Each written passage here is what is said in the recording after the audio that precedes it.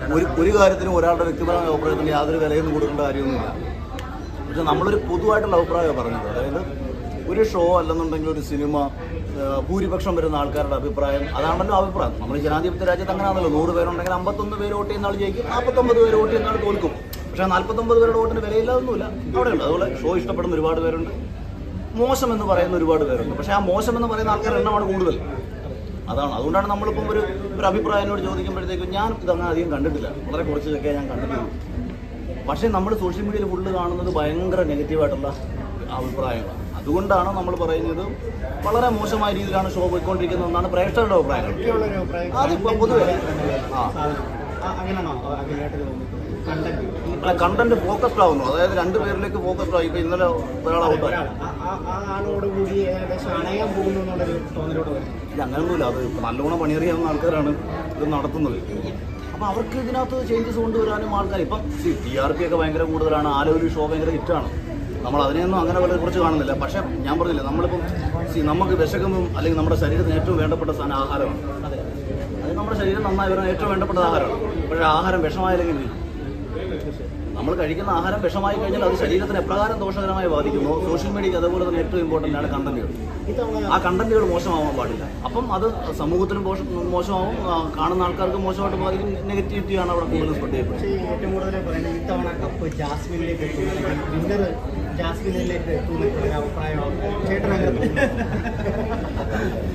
ഞാൻ ജ്യൂസ് കുടിക്കുന്നതിൻ്റെ ഇടയിൽ കൂടെ വന്നിട്ട് ജിൻഡോ, ജാസ്മിൻ തുടങ്ങിയ പേരുകളാണ്. അല്ല, ജിൻഡോയൊക്കെ നല്ല മത്സരാർത്ഥികളാണെന്ന് പ്രേക്ഷകർ പറയുന്നു. ഞാൻ പറഞ്ഞു, ഇത് കാണാത്ത ഒരാൾ ഞാൻ അഭിപ്രായം പറഞ്ഞത് അങ്ങനെ കറക്റ്റ് ആവത്തില്ല. എനിക്ക് ആകെ പറയാൻ പറ്റുന്ന അഭിപ്രായം, പൊതുജന അഭിപ്രായം, അഖിലേട്ടൻ കണ്ടത് എങ്ങനെ പോകുന്നു, അഖിലേട്ടനോട് ആരെങ്കിലും ഒക്കെ പറഞ്ഞതൊക്കെ പറയാൻ പറ്റും. നമ്മൾ കണ്ടിടത്തോളം അരോചകമാണ് തുടക്കം. ഇപ്പോഴത്തെ കാര്യം എനിക്കറിയാൻ വയ്യ. മുമ്പൊക്കെ കണ്ടിടത്തോളം ഇച്ചിരി മോശമായിട്ട് ഫീൽ ചെയ്യും.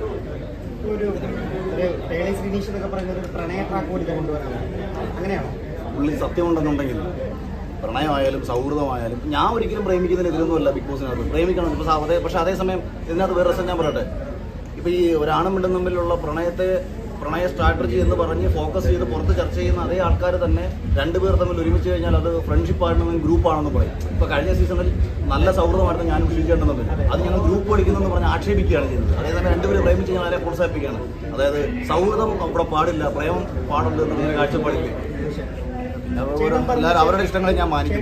ചില വാക്കുകളെ മാത്രം എടുത്ത് സ്ത്രീ വിരുദ്ധത എന്നൊക്കെ പറഞ്ഞിട്ട് അല്ല അങ്ങനെ പറയുന്നുണ്ട്. ലാസ്റ്റ് ഇതിനെ എങ്ങനെ നോക്കി കാണാം? പല കോണിൽ നിന്ന് ചേട്ടൻ ആവർത്തിച്ച് എത്രയോ പ്രാവശ്യം പറഞ്ഞതാണ്.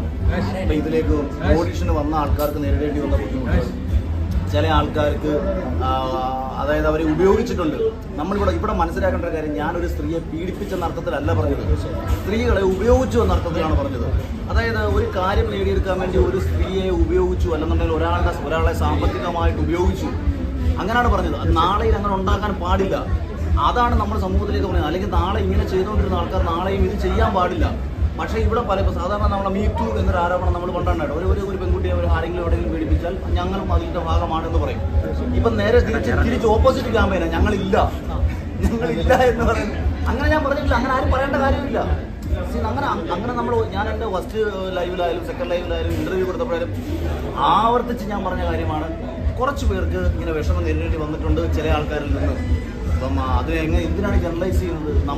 ഒരു വ്യക്തിയെ പറയുന്നത് ജനറലൈസ് ചെയ്യുന്നത് എനിക്കൊരു യോജിപ്പില്ല. എന്ത് പറഞ്ഞാലും ജനറലൈസ് ചെയ്തിട്ട് മൊത്തത്തിലാക്കി മാറ്റുക, അത് ഒരു ഗതിയും പരഗതിയില്ലാതെ വരുമ്പോൾ സപ്പോർട്ടാണ്. പിന്നെ ഞാൻ വേറൊരു കാര്യം കൂടെ പറയാം. 3 പെൺകുട്ടികൾ പരസ്യമായി രംഗത്ത് വന്നു.